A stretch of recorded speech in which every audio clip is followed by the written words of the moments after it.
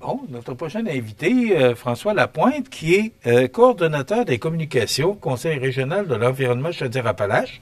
François, bonjour. Bonjour. Merci d'être là, François. Ça fait plaisir. Parce que, comme on a un invité qui n'a pas pu se présenter, ben ça va nous donner plus de temps. On prend notre temps. Pour jaser. Ça nous donne un beau 20 minutes pour jaser. On va parler de consignes puis bac de Je récupération. veux dire, François, là, c'est depuis quelques jours que Consigne Action est rentré en vigueur. Et on est un petit peu, et moi le premier, là, bon, qu'est-ce que maintenant on peut prendre dans le bac bleu puis qu'on peut aller porter chez Consigne Action? Ouais. Et je voyais un commentaire ce matin sur Facebook d'un monsieur qui disait qu'il est allé chez Consigne Action, que ça ne fonctionnait pas, puis que là, il semblait un peu irrité. Je peux pas parler d'un cas particulier, je sais pas si... mais moi, je ne veux pas, surtout pas parler contre le projet, pas du tout. C'est sûr qu'il y a un moment de mise en marche. Bon, je pense qu'il faut être patient. Ils vont peaufiner tout ça.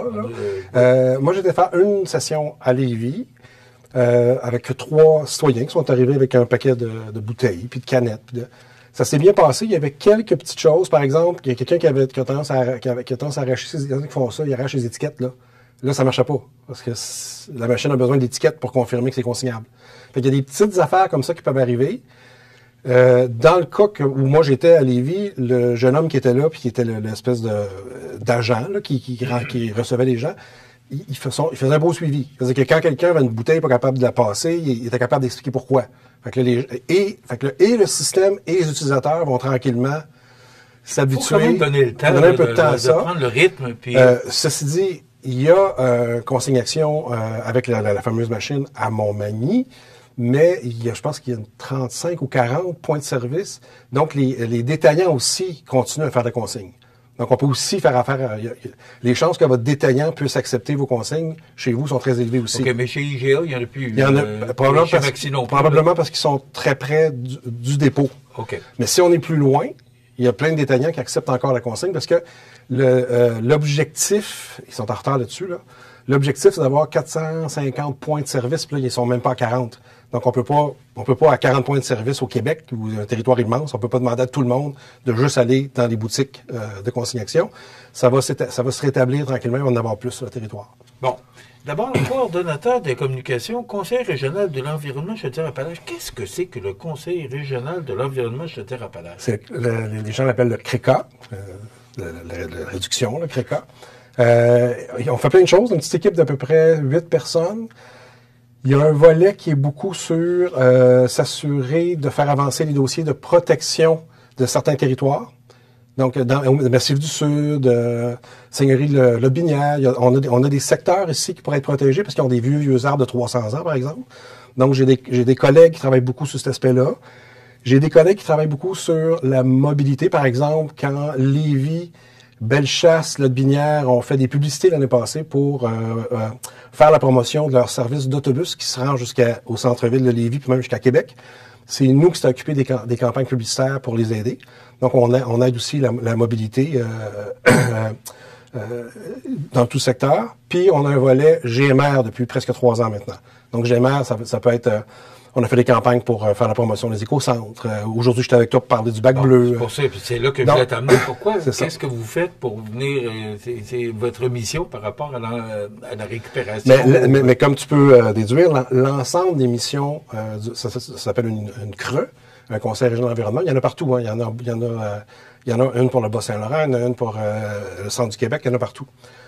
Donc, l'ensemble des missions doivent être orientées autour de l'environnement.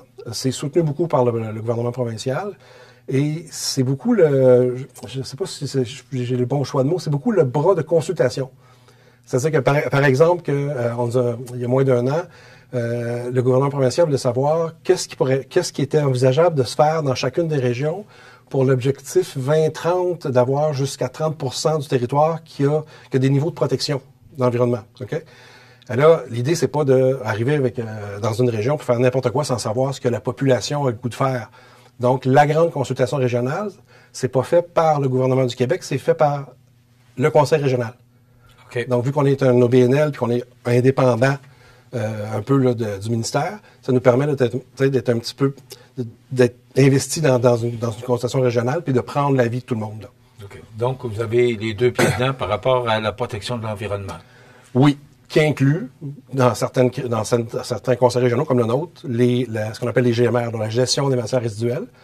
Parce que plus on continue à mettre des cochonneries dans le dépotoir, moins c'est bon pour l'environnement. Et voilà. Et c'est là que je vais t'emmener. C'est que, justement, si on veut mettre ou emmener moins de déchets dans des dépotoirs. Les lieux d'enfouissement technique au Québec. Oui, Là, ben, il faut récupérer. Oui. Puis là, avec consignation, oui, mais bac bleu, bac brun, bac vert, ouais. Là, ça commence à être compliqué. Bien, attention, la réforme du bac bleu, qu'on doit appeler maintenant le bac de récupération et non plus le bac de recyclage, parce que c'est géré par un organisme provincial qui s'appelle Bac Impact maintenant, et ils insistent là-dessus. Ils veulent beaucoup simplifier le tri des matières recyclables, mais c'est récupérable. Je vous donne un exemple. Okay. Ça, avant, c'était compliqué. C'est-à-dire qu'il y a des coins, il y a des secteurs, des régions au Québec où tu pouvais le mettre dans ton bac bleu, puis d'autres pas. Le styromousse alimentaire comme ça. Là, on le met partout au Québec, c'est pareil. On le met au bac bleu. Okay. On n'a plus besoin de se demander, moi, je suis à Québec ou à Chicoutimi, moi, là, puis non. Partout au Québec, maintenant, on le met au bac bleu. Cependant, ça, c'est récupéré pour l'instant. C'est pas recyclé. Donc, c'est récupéré parce que les techniques... Écoute, je t'arrête, là. C'est quoi la différence entre récupérer puis recycler? Il me semble que... Non, il y a une nuance importante, tu vas comprendre. Oui. Il y a vraiment une nuance importante. C'est-à-dire que ça, pour l'instant, il n'y a pas de technique fiable, rentable, de déboucher pour la transformer en quelque chose d'autre. OK? Ça, oui. Donc, ça veut dire que ça, c'est ils vont, pour l'instant, récupérable ou recyclable? Ça, pour l'instant, ils vont le récupérer. OK.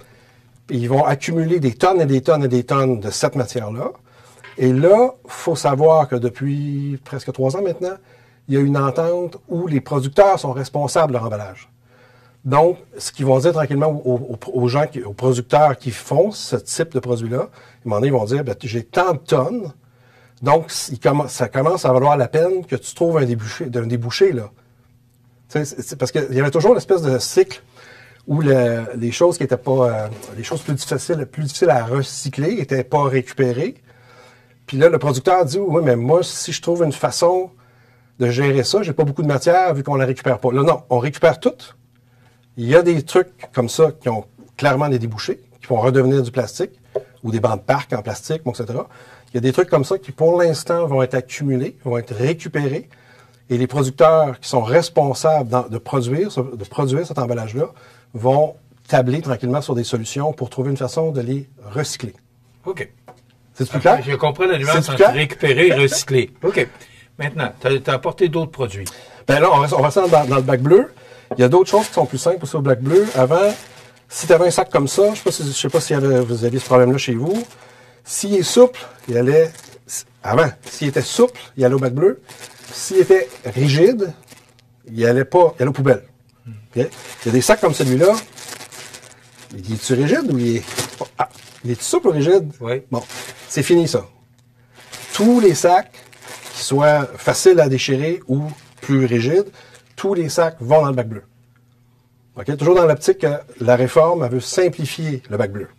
Quand on dit que c'est compliqué, François, là, tu parles de rigidité. Là. Mais c'est fini. Ça veut dire que là, il faut que j'étire le sac pour... Je viens de te dire le contraire. C'est fini. C'était avant le 1er janvier. Ah, OK.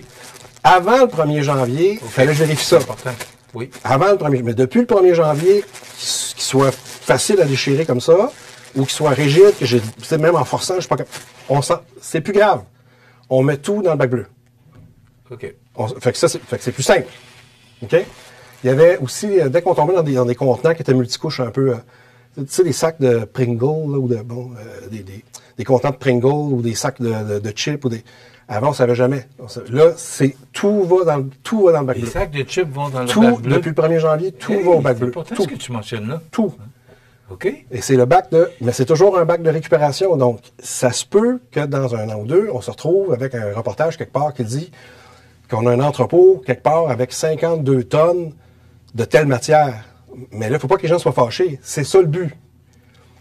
Il y a déjà plein comme ça, il n'y a pas de problème. Ça, il y a des façons de recycler ça. Bon, maintenant, tous les sacs comme ça, là, que vous voyez bien, là, rigides ou pas rigides, les sacs de chips, Mais qu'est-ce qui est comparable à un sac de chips aussi? N'importe quel emballage qui était multicouche un peu, qu'on se demandait s'il n'y avait pas un peu du papier et de l'aluminium de pris ensemble, ben des fois on vérifiait sur ça va où, puis c'était comme on peut pas le mettre au bac bleu. Là, c'est simplifié. Ça va au bac bleu. OK. Donc, les exceptions sont rendues petites. On demande à ne pas mettre les sacs biodégradables et compostables au bac bleu. C'est la seule exception pour les sacs. Parce que, mettons que je prends cette matière-là pour faire une planche de plastique, pour faire un banc de parc. Si j'ai 10 % de matière biodégradable dans mon banc de parc, ça se peut que dans 2-3 ans, j'ai des surprises sur mon banc de parc.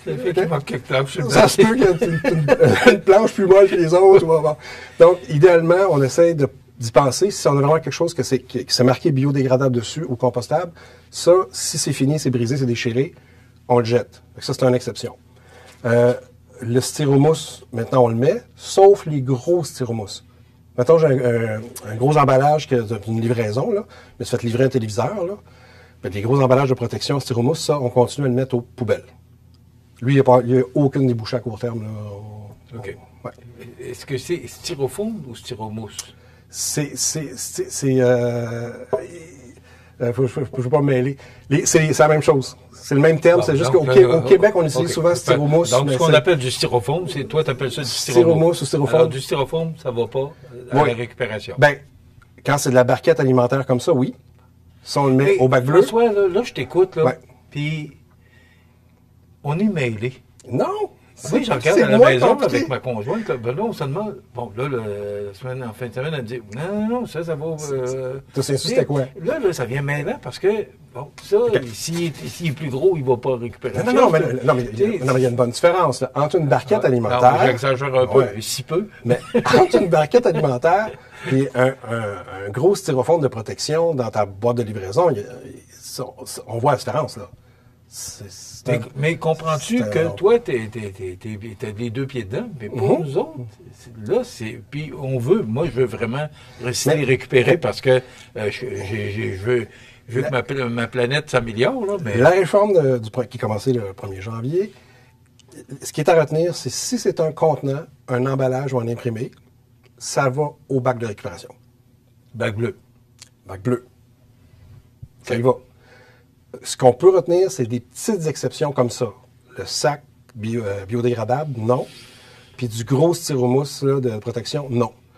Fait que dit de même, c'est pas beaucoup d'informations à retenir. Je regarde le truc, c'est-tu un emballage, un contenant ou un imprimé? C'est un journal, c'est une boîte de céréales, c'est une bouteille de Windex. Donc oui, ça l'est. Ça va au bac bleu. Puis là, il n'y a plus tout ce qu'on avait avant le premier. C'est-à-dire, oui, c'est un emballage, mais vu que c'est multicouche parce que c'est des Pringles, ben là, on n'est pas. Non. C'est simplifié. On met tout au bac bleu, sauf ces quelques exceptions-là. OK. C'est plus simple. Oui, là, c'est correct. Non, de la façon que tu nous le donnes, c'est correct. Okay. C'est plus facile à comprendre. Okay. Maintenant, tu as apporté des contenants. Parce que ça, c'est depuis le 1er mars. Bon. Depuis le 1er mars. En vitre. Ça, c'est une petite bouteille en vitre. Non, c'est en plastique. Parce que c'est ça qui est nouveau depuis le 1er mars. Tout ce qui est ça, c'est un petit peu plus gros, mais ce qui est 100 ml à 2 litres, qui contient des choses qu'on boit. On ne peut pas amener sa bouteille de Windex là, dans une boutique de consignation. OK? Donc, si ça contient du jus, du lait, de l'eau minérale, des boissons, puis si c'est en plastique de 100 ml à 2 litres, maintenant, il y a une consigne. Donc, on peut le rapporter, puis on peut revoir son dissous. Depuis le 1er mars. Et ça va aller en 2027. On va devoir ajouter à ça toutes les bouteilles en verre. Mais pas tout de suite. Mais là, les bouteilles en verre, là, on peut les mettre au bac bleu. Au bac bleu. OK. Oui. Mais ça va s'intégrer à la consigne d'ici moins de 2 ans. C'est ça le plan. Donc, pas mal tous les contenants dans lesquels on va bientôt, là, tous les contenants qu'on boit quelque chose, que ce soit sa bouteille de vin, bientôt, là, d'ici 2027, ça va systématiquement, j'amène ça à la consigne et je récupère mes sous. C'est ça l'intérêt d'aller porter ça, c'est récupérer ses sous. Ça coûte 10 cents, c'est pas beaucoup, mais quand c'est une année, ça fait pas mal de sous. Bientôt, ça va tout établi, mais c'est en 2 étapes. Pour tout de suite, c'est le contenant de plastique qui contient soit des boissons, du jus, du lait, de l'eau minérale. Plus tard, ça va être l'équivalent, mais dans le verre. Je voyais une publicité la semaine passée sur un réseau national qui montrait la ville de Québec là, qui prenait un excrément d'une litière de chat pour indiquer que ça va pas dans le bac brun, ça va dans le bac vert. Quand je te dis, ça vient mêlant, ça vient... parce que je vais t'amener sur le bac brun. Oui. Qu'est-ce qui va dans le bac brun? Tout ce que tu peux manger ou qui était un petit morceau de quelque chose que tu as fait de la cuisine avec. OK. Fait que je fais rien, je fais pas, il y en a qui font ça, ils font comme griller leur pelure de patates. Là, je fais pas ça, moi. J'épluche ma patate. Bon, la pelure de patate, elle va au bac brun parce que c'est un résidu de ce que j'ai fait pour cuisiner. Ensuite, pour des raisons XY, j'ai passé tout droit. Il y a une tomate que j'étais en retard pour moi. Il me restait une moitié de tomate. J'ai pas eu le temps de la manger, elle est rendue plus bonne. Ça va au bac brun. Donc, tout, c'est de la matière organique. Donc, tout ce qui est autour de ce qui est comestible. Puis là, ça répond un peu à ta question. Je veux dire, c'est pas le fun ce que je veux dire, là. Mais ta litière de chat, est-tu comestible? Non. Fait que t'as ta réponse. Fait que mettez un maximum au bac brun. Tu vas voir ce que tu viens de dire. C'est un peu rough, là. Oui, mais c'est correct. Parce que ça nous aide à comprendre. Mais dès que tu mets du comestible ou du restant de comestible, là, ton petit bout de, je sais pas moi, ta pelure d'avocat, que évidemment tu manges pas. Mm-hmm. Mais ça fait partie d'un élément comestible. Mettez tout ça dans le bac brun. Bon. On a le bac vert. Après ça, on nous est arrivé avec le bac bleu. Puis là, on nous arrive avec le bac brun. Ouais. Puis même à Québec, ils ont un autre bac, je pense qu'il est rose. Je sais pas. Ben, ça peut, là. Il y en a qui vont gérer les consignes à part. Ouais. Est-ce que les gens embarquent là-dedans? Le recyclage, ça va bien. Il y a encore, quand on va sur un site d'un lieu d'enfouissement technique, il y a encore je pense qu'on est tombé à 40% à peu près, là, des éléments qui sont autour de nous qui ne devraient pas être dans le LET. Donc, justement, on marche et on voit des restants de pommes à terre ou qui ne devraient pas être là, ou on trouve une bouteille comme ça par terre. Fait que c'est pas encore parfait. Il y a encore de la résistance chez une personne sur 4 à peu près qui résiste puis qui met absolument tout aux poubelles. Ce qu'il faut comprendre, c'est que, je ne sais pas si ça peut aider ça, les LET coûtent très, très, très cher à gérer. Puis ils coûtent de plus en plus cher. Puis c'est qui paye? C'est les municipalités. Oui. Puis on n'a plus de place pour vouer. Puis il y a des places qu'on est rendues qu'on fait des spéciales pour permettre d'augmenter la hauteur du tas. On va se retrouver avec des montagnes de cochonneries, mais littéralement. OK? Mais dis-moi, est-ce que ça diminue, François, au moins? Oui, ça diminue. C'est encourageant? Oui. On a eu une mauvaise passe autour de la COVID, là, puis là, ça recommençait à diminuer. Là, toutes les LET, parce qu'on parle souvent avec les gens du réseau, là, nous, là, les LET nous disent qu'ils ont eu une bonne année, dans le sens où eux, une bonne année, c'est d'avoir reçu un peu moins de camions, ou des camions un peu moins pleins, tu sais. Mais ils nous communiquent que ça semble être reparti du bon côté, là. Mais il faut que les gens comprennent, mon LET, plus je mets de matière organique dedans, le LET, ça fait deux choses. Plus j'ai de matière organique, plus ça génère un liquide, parce qu'il y a de la moisissure, il y a de l'humidité là-dedans, dans mon restant de tomates. Puis plus j'en ai, plus il fait ce qu'on appelle un lexivia. Ça, c'est un liquide qui, non seulement c'est mon restant de tomates ou de patates, mais qui accroche toutes sortes de vieilles cochonneries en plastique, puis de la rouille, puis tout. Fait que ça fait un liquide, dans le fond, que si j'envoie ça dans la rivière, ma rivière est finie. Fait qu'on traite ces eaux-là. Ça coûte cher. Plus j'ai de matière organique dans mon lieu d'enfouissement technique, plus mon lieu d'enfouissement technique, il génère du méthane. C'est quoi le méthane? C'est un gaz qui, pour le réchauffement climatique, est 80 fois pire que ce qu'on fait comme pollution avec notre voiture. Fait que je pollue autant avec ma chaudière de tomates que j'ai jetée aux poubelles qu'avec mon char cette semaine, là, si je fais des mauvais choix. Ça va? Et qu'est-ce qu'on fait avec le méthane? On est obligé de caper, je ne sais pas si le terme est correct, mais de caper nos cellules une fois qu'on les a remplies. Puis on s'est rendu qu'on les remplit en 3 ans. Faire une nouvelle cellule, 2,4 millions. Fait que c'était rempli en 3 ans, mais qu'il y a 40-50% de ce qui est dedans, qui n'aurait pas dû être dedans, ta cellule aurait dû durer 5-6 ans. Fait qu'au lieu de dépenser 2 millions tous les 3 ans, on dépenserait collectivement, mettons pour une région, 2 millions à tous les 5-6 ans si on faisait attention. Cet argent-là est payé par qui? Par nos municipalités. Les municipalités, comment ils payent ça? Qu'on la taxe. Et voilà! Fait Ça revient toujours. C'est une période de temps que le consommateur, là, peu importe. Fait que c'est ça. Puis pour le méthane, on est obligé, dès que la cellule est pleine, on est obligé de la caper, de faire qu'elle soit complètement recouverte. Puis il y a des tuyaux qui vont aller capter le méthane, puis qui vont le brûler. Parce que quand on le brûle, ça redevient du CO2, donc c'est beaucoup moins polluant que du méthane. Mais ça, ce système-là, il faut l'entretenir tout le temps. Fait que ma cellule, elle coûte 1,8, 2,4, dépendamment de la grandeur, là, 1,8, 2,4 millions à faire. Mais après ça, elle me coûte cher à gérer à chaque année. Parce que je gère l'eau, je gère le gaz. Fait que plus je la remplis vite, puis plus je mets de cochonneries dedans, plus mon trou coûte une fortune. Puis on paye en plus pour les sites d'enfouissement. Puis après ça, en bout de ligne, ces sites d'enfouissement, bien, il faut bien qu'ils trouvent l'argent quelque part. Fait que c'est les municipalités qui sont facturées. C'est très intéressant. J'ai appris beaucoup ce matin. Fait que ramener ça à consigne. Ça, on s'entend, c'est en plastique. Là. Oui. Il n'est pas en vitre. Oui. Mais est-ce qu'en vitre, on le prend? Non, pas pour l'instant. Bon, OK. Pas pour l'instant. Alors, c'est en plastique. Sauf la bière. Puis, oui. Ce que vous avez déjà l'habitude de consigner depuis 10, 15, 20, 30 ans, continuez là. Ça s'ajoute. Donc, les contenants de plastique de 100 ml à 2 litres qui contiennent du lait, du jus, de la boisson, des choses qu'on boit. OK. Alors ça va. Consigne. Consigne. Bon, Consigne. Rapidement, Jean nous montre un site. Là. Rapidement, ça va maintenant dans le... Ça, on a pu se poser la question avant, ici, avant, dans certaines régions, comme je pense Drummond, ils l'acceptaient. Ouais. Puis chez nous, c'était pas accepté. Là, partout, alors, tout le monde, bac bleu. Dans le bac bleu. Ouais. Et ça aussi. Ça, on n'a plus besoin de faire de sac. On peut mettre nos sacs dans un sac. Ben oui. C'est fini. On met le sac de même. Puis on n'a plus à se poser la question, y est-tu facile ou pas à déchirer? C'est un sac de plastique, bac bleu. C'est déjà fini, puis on avait 21 minutes. Là. Ah, mais non. est-ce qu'il y a de quoi que je t'aurais pas posé comme question qui serait important que les gens sachent? Non, je pense qu'on a fait le tour. Déjà, si on retient ça, le tri simplifié depuis le 1er janvier, donc, parce que ça fait beaucoup de choses, là, de nouveau, là. Le sac de chips, avant, on le jetait. C'est important, on peut le mettre. Ça c'est simplifié, ça, on peut le mettre maintenant.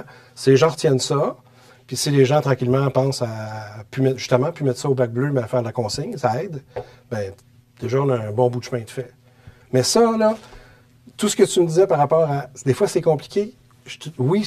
Ça, là, genre, ça, même moi qui étais dedans, là, je n'étais pas capable de le dire. Le sac de... d'essuie-tout. Je n'étais pas capable. J'étais là, c'est rigide ou c'est...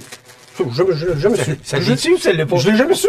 Je faisais bac bleu, là, c'est fini, ça. Fait que la réforme du 1er janvier, pour l'utilisateur, c'est plus simple. C'est pas plus compliqué. Bon. C'est plus simple. Si on veut avoir de l'information, là, tu nous as donné quand même beaucoup d'informations, mais si on veut avoir de l'information, est-ce qu'il y a un site qu'on peut aller voir? Il y a deux sites. On peut aller, pour l'information générale, avoir des listes, bon, imprimer un dépliant, tout ça, c'est bacimpact, bacimpact.ca. Mais le site Ça va où? Puis ça, c'est le fun parce que ça va où? Ça va où? Ça va où? Okay, on clique ça va où? Puis ça va nous emmener... Puis ça, on peut télécharger une application sur son cellulaire. Puis là, on fait juste taper. On fait juste dire bouteille plastique Coke. Puis ça va nous dire quoi faire. Et le ça va où est ajusté en fonction de la région. Donc, si je fais ça va où, là, mettons en Gaspésie. Géolocalisation. Mettons, je fais ça va où en Gaspésie, ça se peut qu'il y ait quelques réponses qui ne soient pas par exemple, pour les écocentres, ça se peut que mon écocentre accepte quelque chose qu'en Gaspésie, il n'accepte pas. Mais en allant sur ça va où, je dois avoir des réponses fiables. On voit, Jean nous met à l'écran, là, ça va où? Ça va où, ça? Ça va où? Alors, vous avez une idée là, de ce que ça donne. Merci, parce que ça a répondu à beaucoup de questions. Puis, oui, puis je suis certain que les gens ont appris beaucoup de choses ce matin.